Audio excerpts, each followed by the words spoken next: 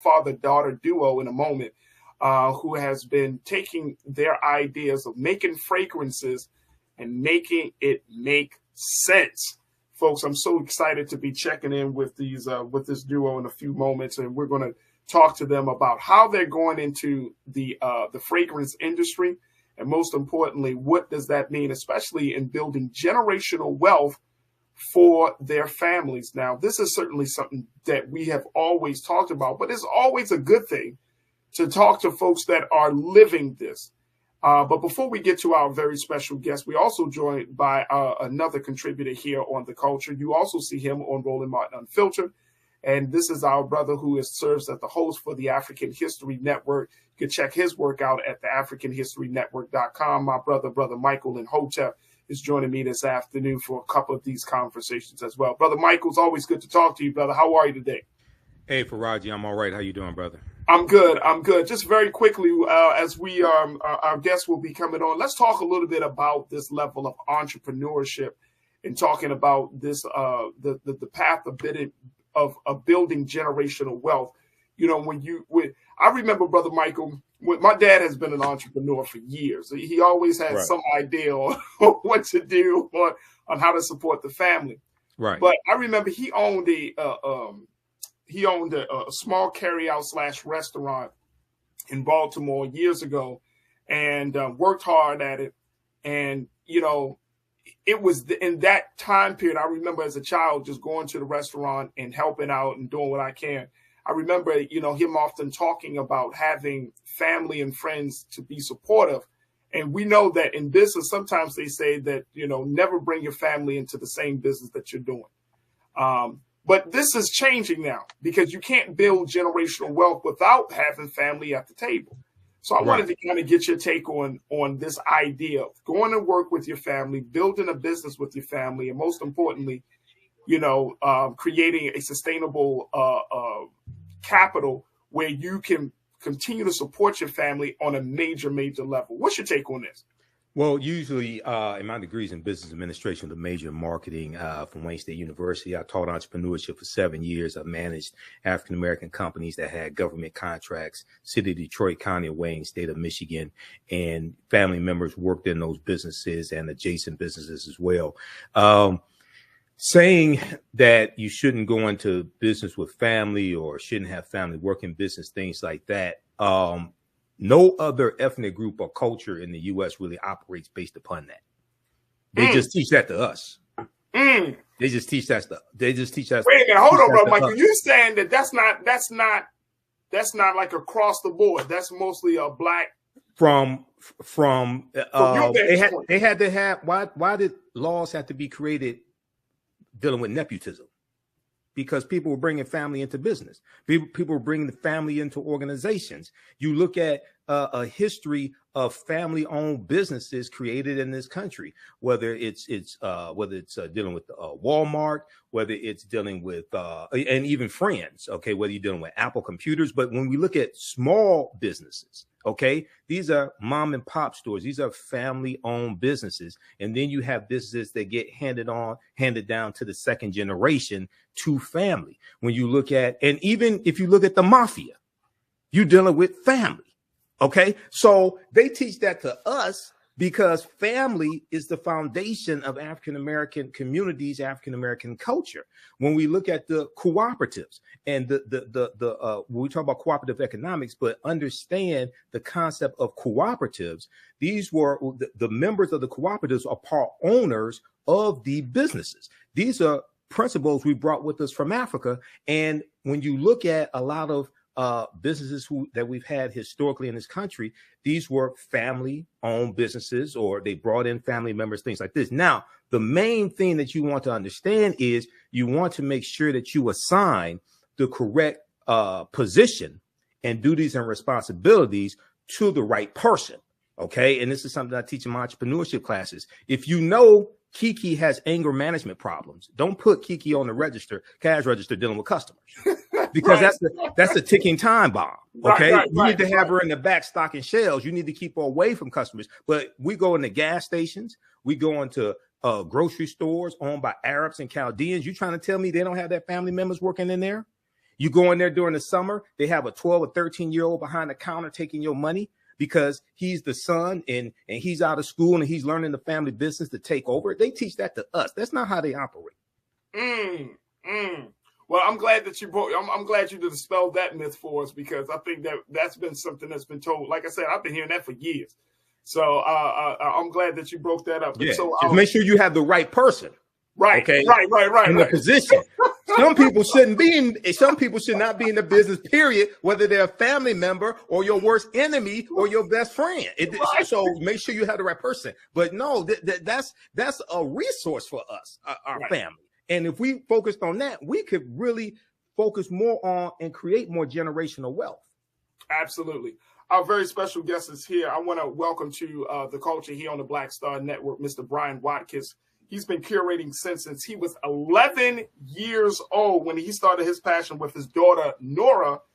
He was inspired to leave behind a lasting legacy and to take on that idea of generational wealth to the next level. So together they founded the NYC-based olfactive scenting and scent marketing company called NORYAN. And their mission is to bring the power of scent to a worldwide community and help others create olfactory extensions of themselves. Folks, that is the website for NORYAN that Mr. Brian Watkins and his daughter, Nora, have created. Man, oh man, where there is scent, there are memories. Brian, welcome to the culture here on the Black Star Network. How are you doing, brother? Thank you. I'm doing well. And yourself? I'm good. You're also joined by one of our contributors here, Michael Imhotep, who is a man about business, black businesses, particularly in the country and particularly in the city of Detroit. So, we wanted to have this conversation with you. First and foremost, congratulations, big brother. Thank you for kicking off this business venture. You got your daughter that's been working with you. Y'all are father-daughter duo. I mean, it's a beautiful, beautiful thing. I have a 3-year-old daughter, so I can only imagine. I can't wait for the day she comes to me with a business idea and say, "Daddy, let's go in business together." I'll be like, "Okay, let's do it." yeah, man. That's the world right now. And I wanted to leave a legacy for her. I want to build something for her. I want to teach her about financial literacy and also teach her on how to do a business and just having that bonding relationship. I taught her how to make candles and just, teach her and everything in general. And that she's the co-founder. Her name's on everything. Her name's on the trademark and everything. So first and foremost, let's talk a little bit about your history, your path to getting to this place. And then as you talk about bringing your daughter in, how did you get introduced to the olfactory business? It was just like a calling. So when I was 11 years old, it's just, I don't know. I love smelling things. I always used to go to the boutiques where my mom went into these designer stores, and I just smelled. The sense of smell was just like great for me. And growing up, my mom couldn't, she wasn't buying us the high end fragrances or the high end colognes. So I was just like, you know what? I'm gonna make my own. And wow.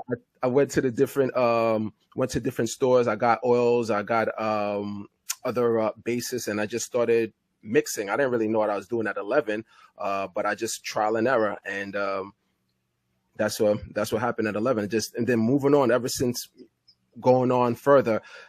Even in college or wherever throughout my life, I've always had a lot of fragrances. I never liked to smell like anybody, and I was always attracted. The first thing when I go into a room or go into a place, the first thing I notice is the smell. Wow. Because 30% of what you smell, you remember. It's actually the first impression. So if something doesn't smell good, like, wow, you're always going to remember that the first time you saw something or the first time you interacted, it did not smell good. That's why you could smell something now, and that could trigger memories of your childhood. It could trigger memories of anything. The sense of smell, your olfactive, huge. That is huge. So your mom cultivated this start for you to get into this business, right? And you're 11 years old. You're 11 years old, right? And so as a young black 11-year-old boy, you're like, oh, I want to go into like making sense. I want to, make candles. I want to go into the fragrance business. And so talk to us about, like, was your family open to that, or did they look at you and say, well, what? What are you talking about? Nah. Yeah, something like what am I talking about? But they knew I was always into fragrance and scents. You know, I taught myself how to make candles. I taught Really? same thing, yeah. And I taught my daughter how to make candles. Just look up. You know, I'm a heavy researcher. Anytime I'm hyper focused on something, I want to know every and anything about it across. Like I'll shut everything off and I'll just learn everything I need to know. So I did that years back in college. When I found out I was having a daughter, I actually wanted to teach her how to make candles. So again, when she came of age, I taught her how to make candles at the age of 5, and she made candles with me now, and she approve or sign off on the different scents that, you know, we create. And now I have perfumers that I have on the team as well, and where we create the scents, and she signs off on it as well. Wow. Wow. All right, we got a couple of moments before we take our next pause. But Brother Michael, you want to share any questions for our brother as we're talking about this? Because I need to take a minute to just take in on his story right now. Right. Well, hey, Brian, congratulations on the business and much success to you. You have mood boosting scents from what I understand. Can you give us some examples of how the different scents create a different mood? What type of mood do different scents create? Oh, yeah. So a lot of people don't realize the psychology behind scenting. Scent invokes and triggers certain moods or certain reactions from consumers. It's huge in the business market, or certain business know about it. That's why, and what I do as well for different hospitality businesses, I create scents for them and I actually diffuse it in their establishment, because just like anything, when you go into some of these businesses or high-end hotels, you walk in and you just say, wow, it smells good in there. Yes, because now you're going to remember that scent of the hotel. Anytime you smell something similar, you're going to say, wow, I remember that hotel. Or when people speak about that hotel, you're going to I remember it smelling good. So when I sit down with clients, I say, what are you looking to try to invoke out these, from your customers? If you're trying to lift up the mood, if you're trying to have people be happy, you're trying to have people spend more, if you're trying to have people have a calm, relaxed mood, it determines what note and what type of oil I'm going to use for that particular scent. So citrus, for example, and, bergamot, orange, those are, it brings you up. It's lively. You feel good. It's mood boosting. Things like lavender, things like eucalyptus, it's relaxing. It calms you down. And those are just some of the things that, something like, like the woods, different type of woods, it gives you a more comfortable and just a relaxed and luxury vibe. So it all depends on what that person's looking for. All right. Thanks. Yeah, these are things we learn in business school, because my degree's in marketing. So these are things in the foundation of marketing and psychology. So these are things marketers have known for decades. Very Absolutely. Good. Absolutely. And just like, if you see me in person, more than likely you'll never smell me wearing the same scent. I have my personal collection, I have over 600. And and I know every single smell of them. Yeah. So I have it broken down to seasons, times of days, occasions, you name it. Hey, wait a minute, hold on, brother, hold on. Now, I love a good scent, man. Hold on. You got over 600 scents that you use personally. Personal bottles. Wait a minute, say it again. Personal bottles, but I also have a lot of little decants too all over. So it's probably close to 1,000. Now, are these all the 600 scents? Are those all scents that you made yourself? Right. No, so these are just in general. I appreciate scents from everybody. Okay. So, and I get inspiration from everything. So I want to smell, if something's unique, because people's like, oh, wow, this smells bad. No, I mean, you just don't like it. Scent is like a beauty, right? It's in the eye of the beholder. So I want to know how it smells, because I appreciate any type of scent, whether I find it good or whether I find it bad. I see the beauty in it, or I see, what it does. I hear you. Hey, Brian, you're going to have the women that's watching today going crazy. Pauline checked in and said, there's nothing like a good smelling man. Pauline, get off of here, man. And I have recommendations if you want something, And by the way, Mr. Hotep, right? Imhotep, yes. Yeah. I could see, of course, a Kappa knows how to smell good, because I see you a Sigma. You know, Right. I need some advice. We know how to smell good too. Yeah, I agree.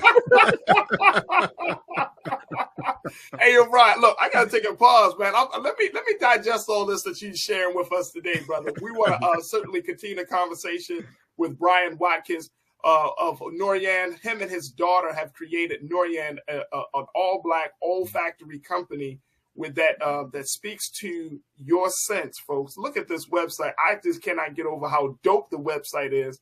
Where there is scent, there are memories. We're going to continue the conversation talking about NORYAN, entrepreneurship, and so much more. And, of course, get your questions and comments like Pauline. Pauline, I see you, sis. So stay with us. This conversation will continue on the other side, right here on The Culture on the Black Star Network.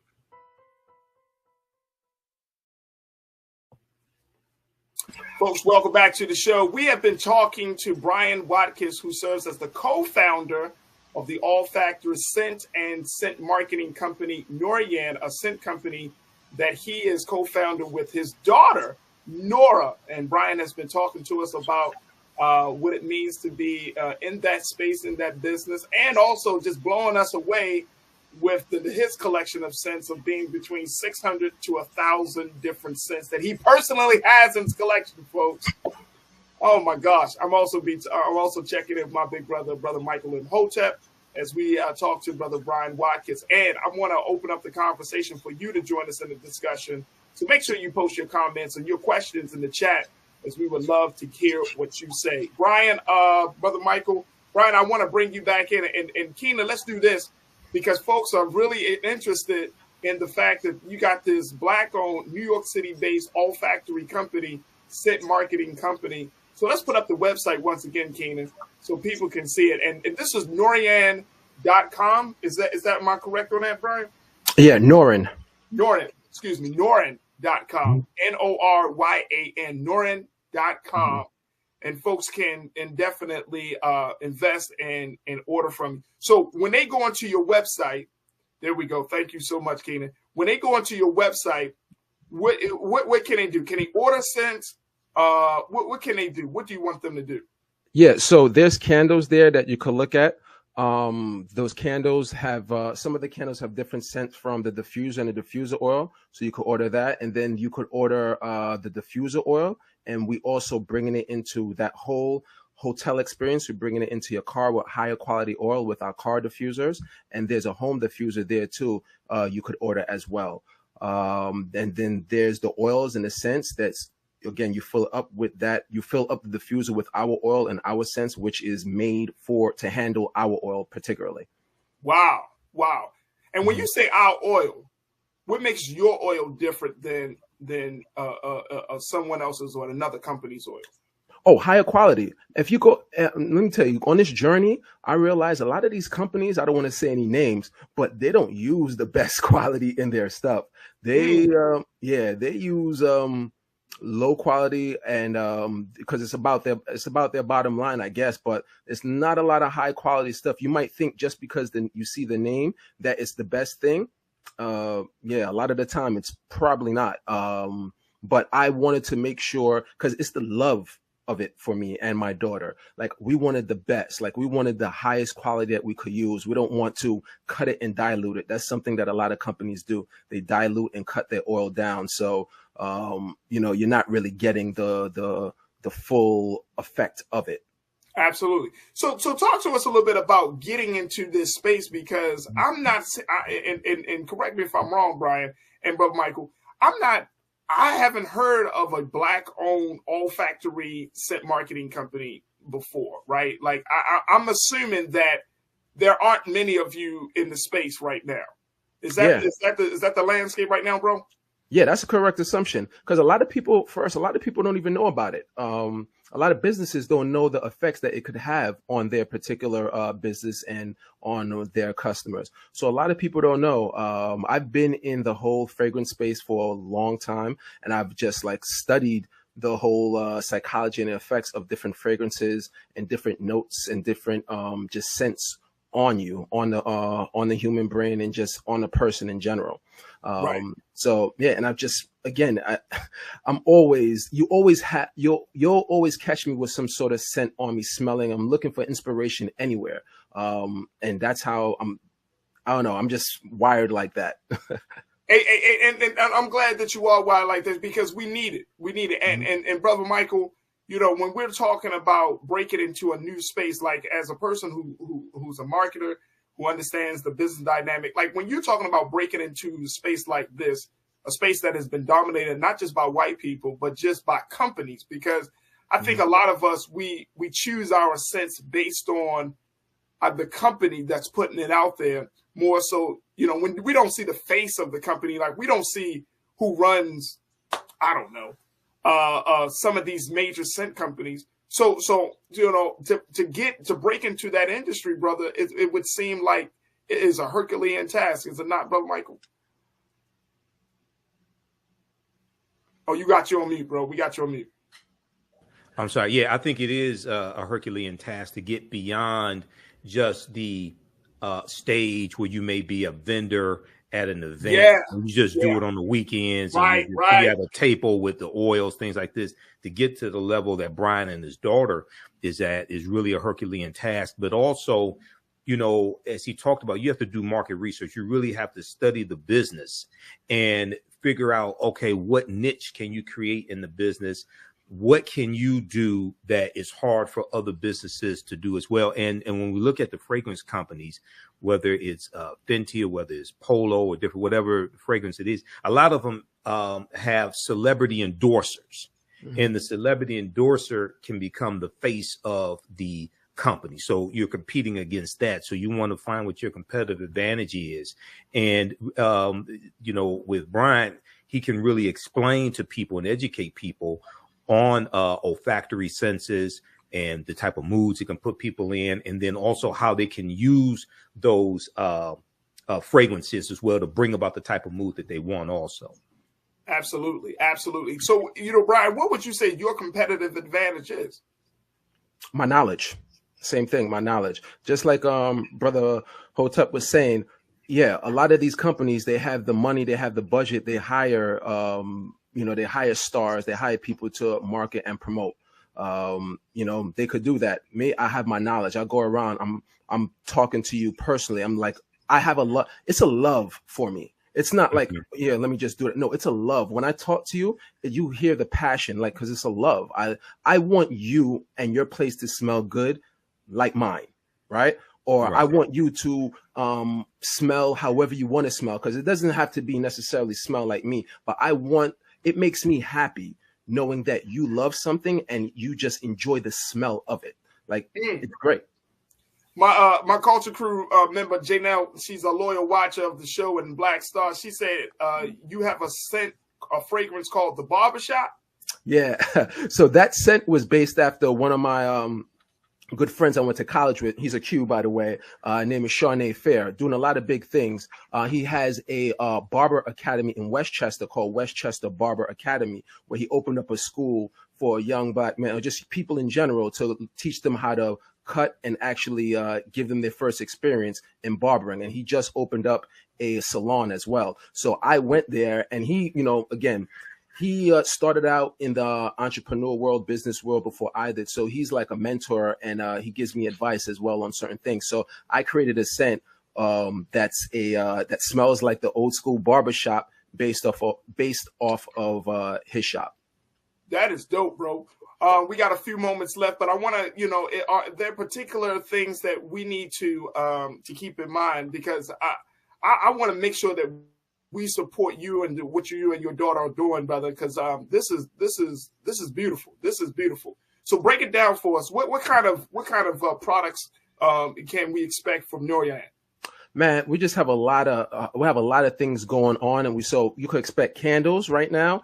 and the diffuser. So we want to stay in home and in the car. So our car diffuser is going to be something that's blowing up. Like, I can't even tell you, it's blowing up. And a lot of people want their car to smell luxury. They're tired of it smelling like, the tree thing hanging in their car. They want, they want that luxury smell. And I have Brian, look, bro, look. I thought we were friends. You coming on here, you dissing my car and all that, bro. Yeah, I didn't say who. I didn't say who. I didn't say who.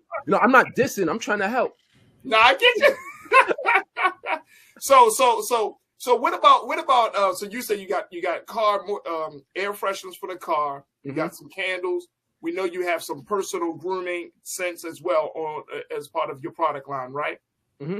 Yes. No, grooming, that's something that, later on down the line, we're going to want to get into, like grooming and, things for kids and just enjoy. Like, I have so much that I want to do. I don't want to expose everything, but I want to turn it into, a bigger brand. I'm not going to limit myself with just diffusion and, candles. No, I want to get into, beauty. I want to get into, bath. I want to bring it there. And I wanted to bring it to the sense that, people in my culture and my community like and love, because that's what it's based off of too. And if I may say, I want to tell you a little bit about the branding of my company, because everything I do has meaning.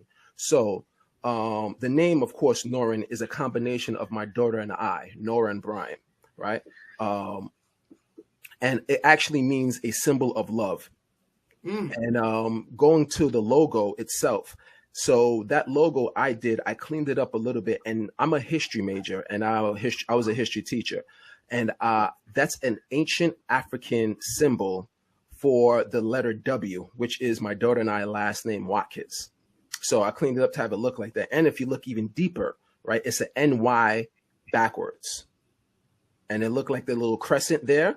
You could say you're going from the, bottom to the top. But if you look deeper too, it's a C, NYC, because that's where we're from. There it is. Brother Michael, how important is that? Because that's dope as hell, bro.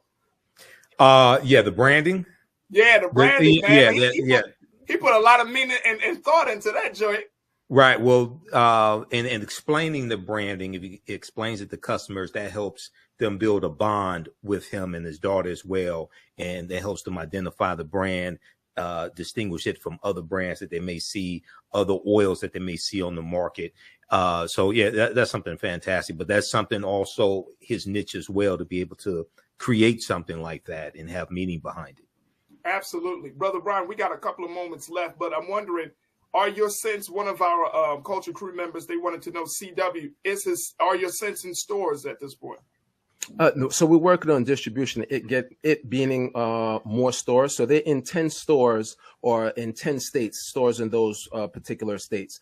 We're in Texas, Seattle, Colorado, of course, here in New York, but I want to get it into more. And, just like Brother Hotep said, it is an uphill battle. It's a lot of work dealing and trying to get it into certain places and certain stores. Absolutely. So let me ask this question, because you come on to this show, this show goes into far-reaching places that you may not be able to go. What is it that you need right now to take NORYAN to the next level? I wanted to spread the word. I wanted to get into more places. Mm-hmm. That's what I wanted to spread the word. I wanted to blow, because we're ready. We're ready. We just need it to get there. We're ready. So that distribution. So are you looking for any type of investors or any type of supporters at this point? Right now, as far as investment, not really. Just more. The support would be, again, the product. And and on the business side, the B2B side, contracts. So contracts with more people, more businesses in the hospitality spaces. Got you. Well, Brother Brian, you put that ask out there, and I'm a true believer that ask and you shall receive. So hopefully from this conversation today, some folks will start to reach out to you, connect with you, and take the brand to the next level. But I just want to say, on behalf of the culture here on Black Star Network, brother, man, you are fantastic. Big shout out to your daughter, Nora, man. And I'm looking forward to hearing about more great things coming from the two of you. And, trust and believe, brother, you always got a home for with us here on the Black Star Network to talk about the next step of your business. So congratulations and welcome home, bro. Definitely. I appreciate it. Thank you for having me on. Again, this is not the last that you're going to hear of us, because, again, there's no stopping me, right? Because this is bigger than me. This is a legacy for my daughter. And that let me tell you, that right there alone, the times where you just like, oh my gosh, you just feel overwhelmed, that right there. Right. Absolutely. Absolutely. What's your social, brother Brian? What's the social that we can connect with you on? So Instagram, it's NORYAN_NYC. On Facebook, it's NORYAN, NORYAN. On even TikTok, it's same thing, at NORYAN_NYC. And that's the same thing for LinkedIn and Twitter. There it is right there, folks. There it is right there. You got a new follower now, bro. Trust and believe. I'm about to follow you right now. So you got a new follower. Dope IG. I love it. I love it. Love it. Love it. Love it. Love it, bro. Keep up the great work, man. Give our peace and blessings and love to your daughter, Nora. And God willing, we'll reconnect with you soon. All right? Definitely. Thank you. Appreciate it. All right, fam. Thank you. Folks, we got to take a quick pause. When we come forward, let's talk about the state of Florida and their fight against history with Brother Michael Imhotep. Stay with us. It's The Culture here on the Black Star Network.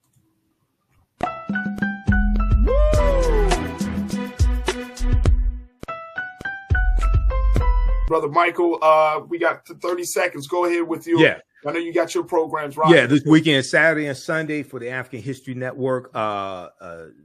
January 21st, January 22nd, 2 p.m. to 4 p.m. We have 2 free class sessions on Saturday, Ancient Kemet, the Moors, and the Maafa. Scroll down some. Ancient Kemet, the Moors, and the Maafa, Understanding the Transatlantic Slave Trade, what they didn't teach you in school.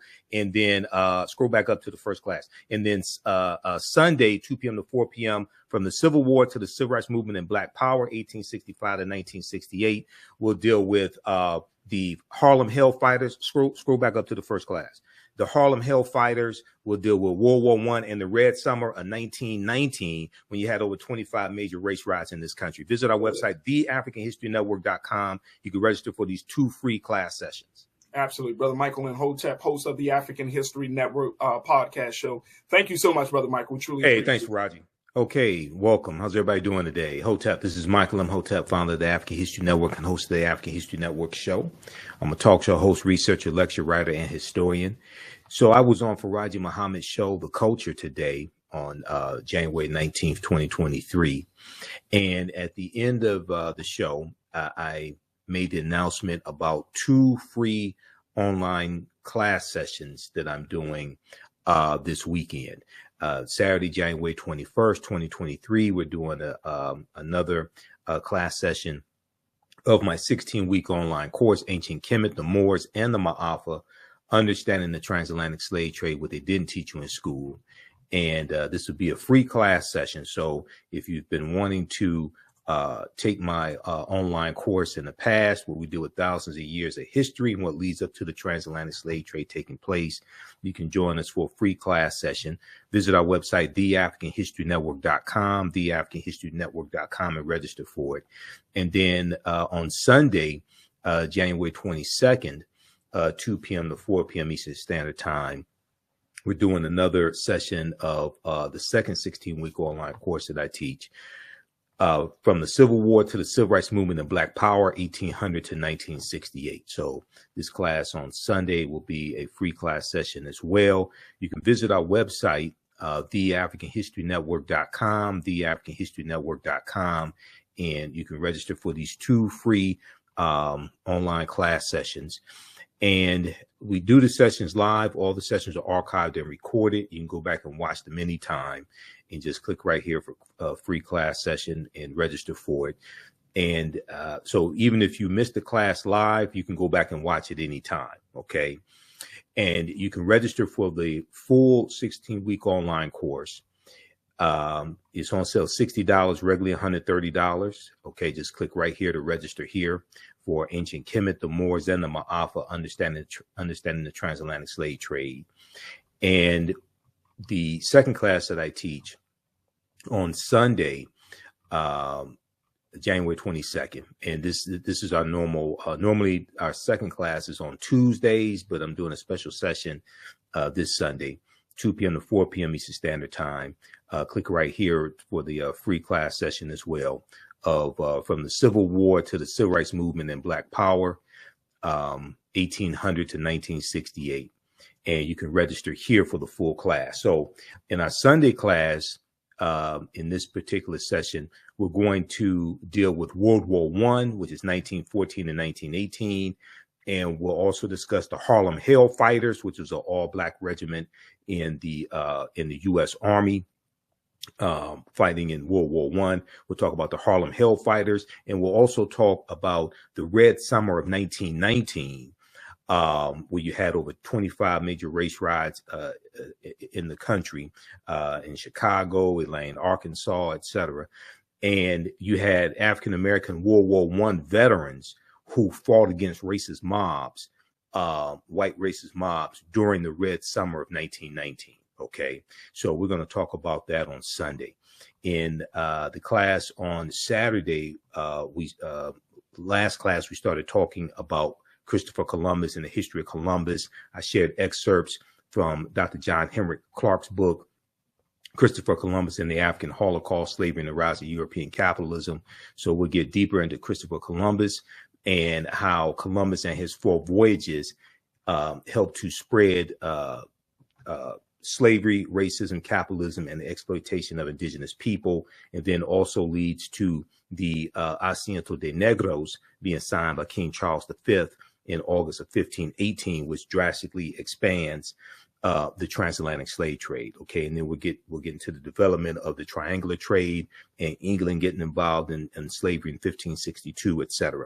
Okay, so we're dealing with this in our class on Saturday, January 21st, 2 p.m. to 4 p.m. Eastern Standard Time, Ancient Kemet, the Moors, and the Maafa, Understanding the Transatlantic Slave Trade. You can register for these free class sessions. And even after the class is over with, you still have access to that free class session. You can go back and watch it as much as you want to. But you can also, we also have both classes in a course bundle. Okay, so you can register for both classes for only $100. That is at least a $260 value. So click right here for register here for the course bundle as well. Okay, so we have all that information right on the homepage of our website, theafricanhistorynetwork.com, theafricanhistorynetwork.com. So when you scroll down, it has the information about my radio show, Sundays, 9 p.m. to 11 p.m., the African History Network show on 9:10 a.m. the Superstation WFDF here in Detroit.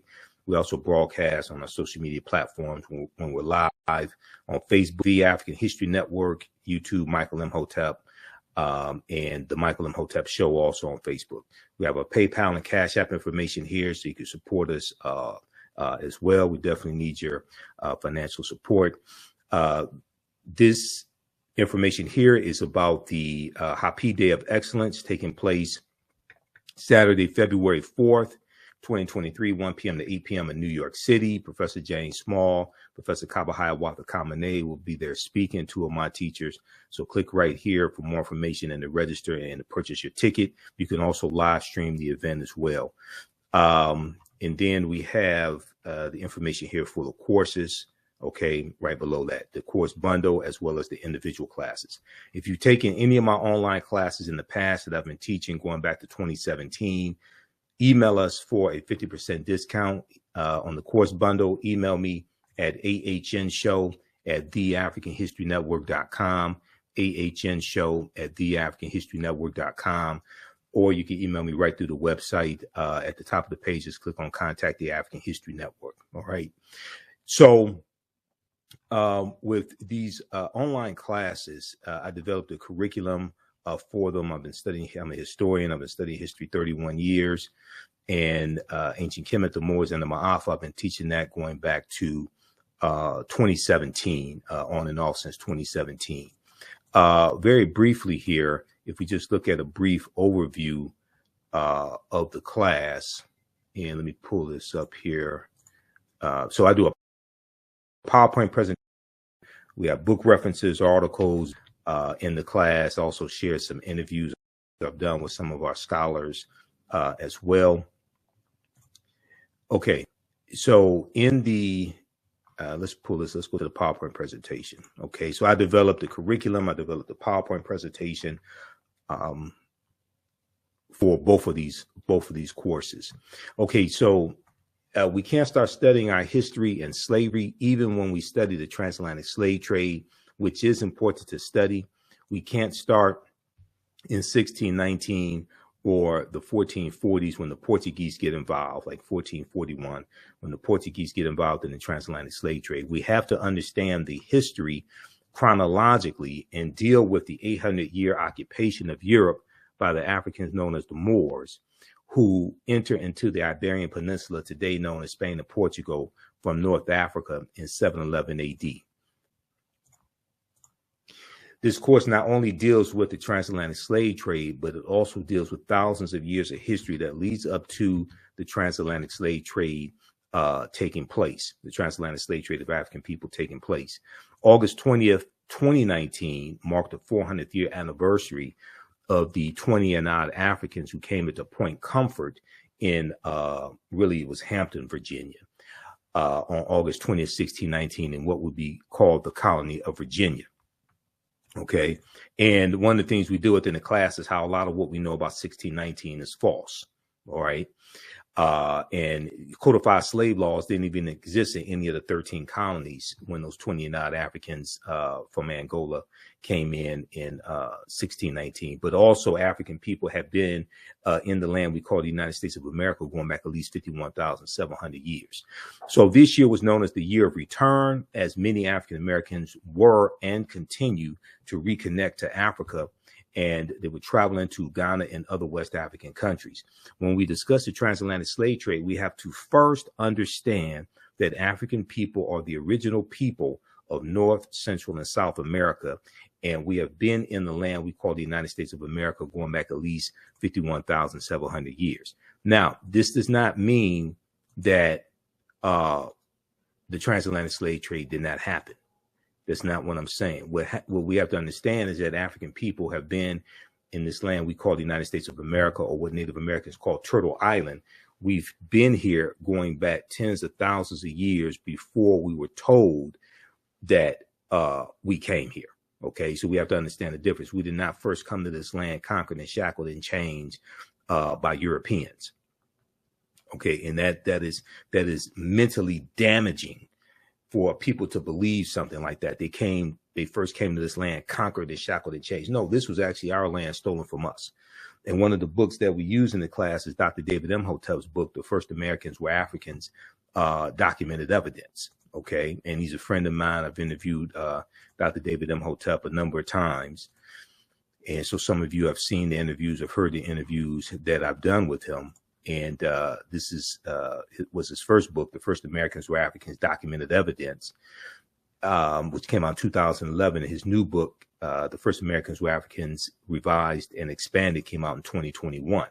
And page 14 of his book deals with the discovery made in Allendale County, South Carolina, by Dr. Albert Goodyear, who's an archaeologist at the University of South Carolina. This discovery was made in 2004 that documents an African presence in the Georgia, South Carolina area going back at least 51,700 years. And they found 13 different types of evidence, documenting this African presence. They found artifacts, architecture, campsites, carvings, Egyptian writings, footprints in lava, genetic M174D haploid groups dealing with DNA and genetics, linguistics, painting, skulls, skeletons, structures, and tools. All right. So we get deep into this information in the class. And then so that's on Saturday, January 21st, 2023. 2 p.m. to 4 p.m. Eastern Standard Time, ancient Kemet, the Moors, and the Maafa, understanding the transatlantic slave trade, what they didn't teach you in school. Kemet is one of the original names for Egypt, and the Maafa is a Kiswahili term, which is in reference to the Great Disaster, which is the transatlantic slave trade. So visit our website, theafricanhistorynetwork.com, theafricanhistorynetwork.com, to register for these free class sessions for both classes, and you could register for the full class, which you can also use with your children. I would say the content is PG-13. It's very visual. We have a text chat in the class so you can ask questions. You can see me, I can't see you. We have book references, articles, video clips, and for the books, usually I show you the text of the pages that we're looking at on the screen. So it's very engaging as well. Okay. All right. So watch out for me on Roland Martin Unfiltered on Fridays on the Black Star Media Network, 6 p.m. to 8 p.m. I'm a panelist on Roland Martin Unfiltered. I'm not just a historian, I'm a political commentator as well. You can watch on Facebook and YouTube, Roland Martin on Facebook and YouTube, or download the Black Star Media app. And then also usually on Mondays, I'm on Farajii Muhammad show, 4 p.m. Eastern Standard Time on the Black Star Media Network as well. And then my show, the African History Network show, Sundays, 9 p.m. to 11 p.m. Eastern Standard Time on 9:10 a.m. the Superstation WFDF here in Detroit. But we also broadcast on our Facebook fan page, the African History Network, the Michael Imhotep Show, and my personal page, Michael Imhotep, as well as on my YouTube channel, Michael Imhotep, IMHOTEP. You can download the iHeartMedia app and search for 9:10 a.m. Superstation and listen live, or the iTunes radio app and listen live. And you can listen to our audio podcast wherever you get your podcast from. Search for the African History Network show. We're on iHeartRadio, iTunes, Castbox, FM Player, TuneIn, a number of different audio podcast platforms. Okay.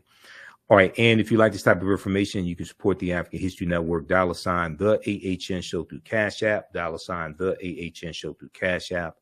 Also through PayPal, paypal.me/the AHN show. So this helps us keep doing the research, stay on the air, keep broadcasting, pay some of the bills, pay for these various services that I use, purchase more equipment, upgrade the laptop, etc.